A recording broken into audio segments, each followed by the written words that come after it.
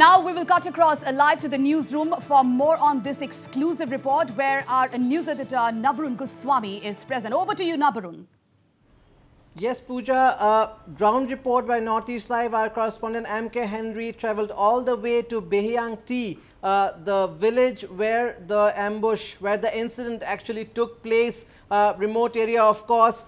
Mind you, earlier yesterday reports are coming in that the incident had taken place at the second village, which is not the case. The area where the incident took place is barely 15 meters away from Behyang T, where the encounter, the cowardly encounter took place. Our correspondent MK Henry, Churachandpur Correspondent, went all the way to the ambush site to get a first-hand account, details of how things took place. Let's take a look at what Henry had to say from the spot first before we proceed. I am here at the Behyang T village. This Behyang T village area is the areas where the ambush of the 46 Assam Rifles CO was carried out by the valley-based militants. The actual place where the ambush was carried out is about 15 meters from here, and the proper areas where the ambush was carried out is just near the Behyang T village cemetery.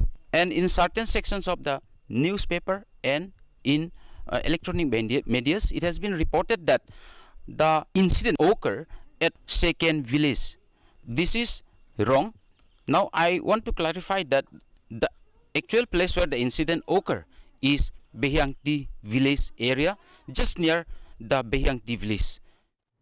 Absolutely, that is the area of occurrence. There you can see the nearby surroundings. It's a forested area, thick jungles nearby, and the visit to the spot, Pooja, threw light into a lot of startling details. First of all, as per inputs, the PLA militants, the PLA MPNF militants, they have been waiting for to lay the ambush. They were well informed about the movement of the Assam Rifles convoy. Well in advance, they were in the spot, and you will be startled to know what inputs you are getting, that as many as 7 spots, Pooja, at as many as 7 spots, IED blasts were triggered. Yesterday, initial reports came in, there was 1 IED blast. Then, of course, we got inputs that, well, at least 3 IED blasts were carried out. But the spot inspection shows that it was not 1 or 3, it was as many as 7 IED blasts that were triggered, that made holes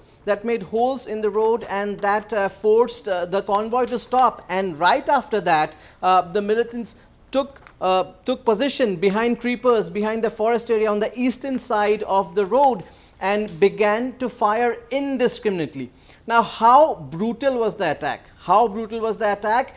Within seconds, within minutes, flurry of bullets were fired. Close to 100 bullet marks were seen on the vehicle of the CO, of Colonel Biplab Tripathi. Similar was the case. Close to 60 bullet marks were spotted in his escort vehicle. Similar was the scene with another gypsy that was part of the convoy. So the militants were there laying, and it was a flurry, bullets raining from every corner.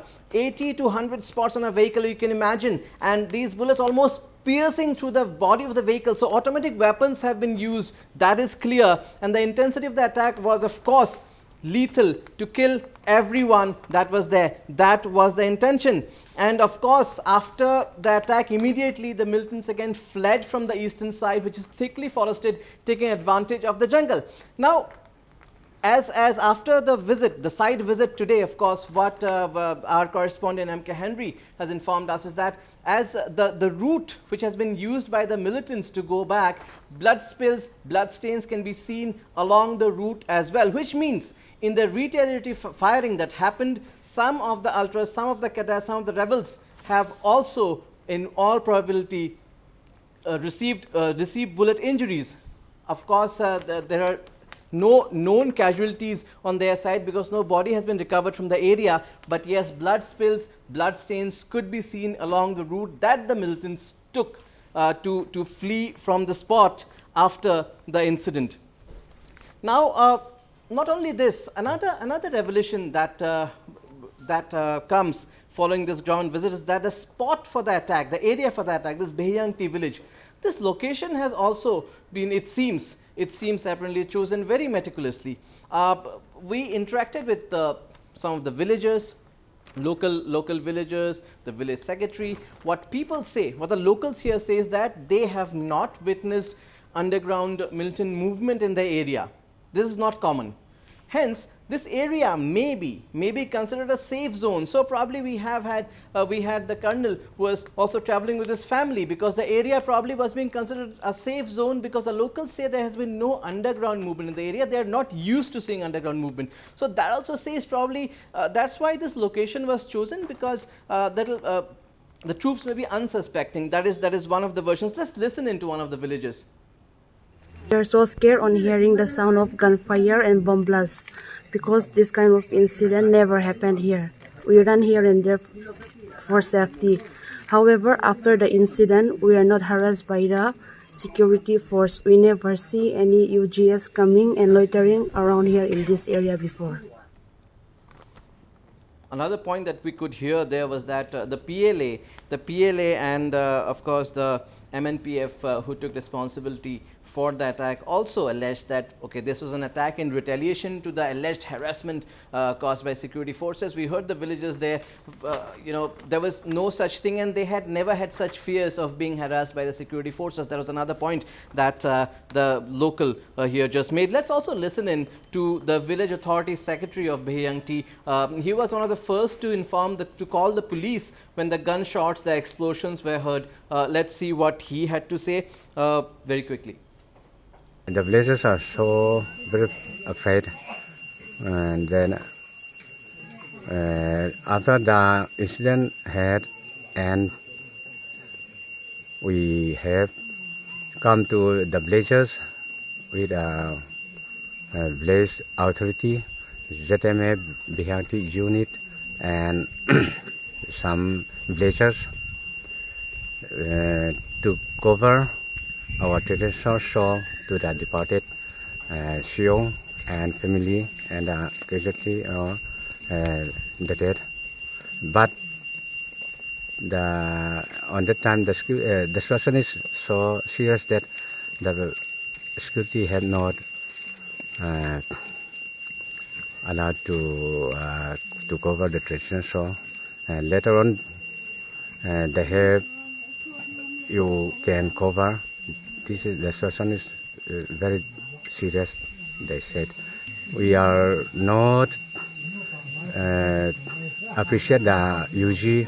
We are very appreciate to the army and further